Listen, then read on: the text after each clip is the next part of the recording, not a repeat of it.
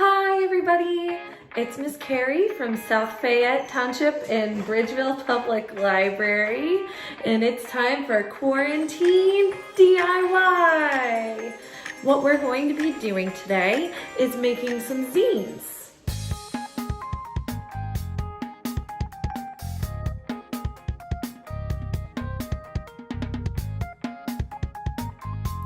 So now that you know what we'll need, we're going to start off by making our own zine, which is basically like your own magazine that you're making yourself, which is pretty cool, about things that you know or are experts in.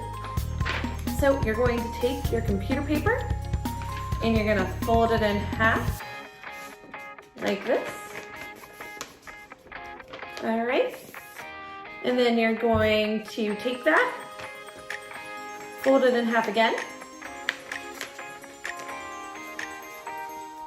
And it looks like this. And then you're going to fold it in half again. Then what you're going to do is you're going to open it up, fold it.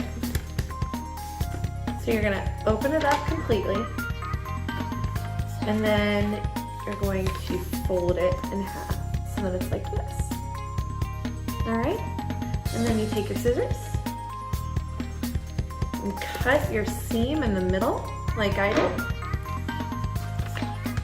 All right, and then you want to fold it back like this, and then see, it will make a square in the middle, and you just push it together and fold it.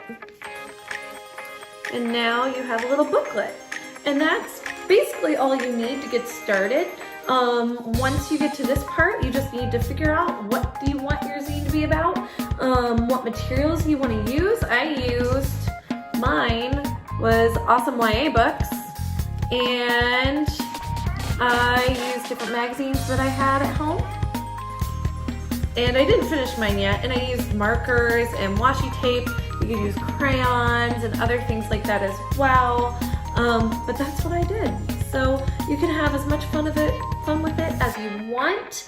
I would love to see what you guys make, or what you guys write about.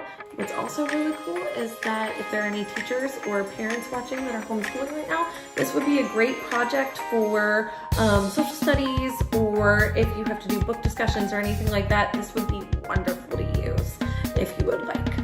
So please take pictures of what you're making. I would love to see them, and put them in the comments below.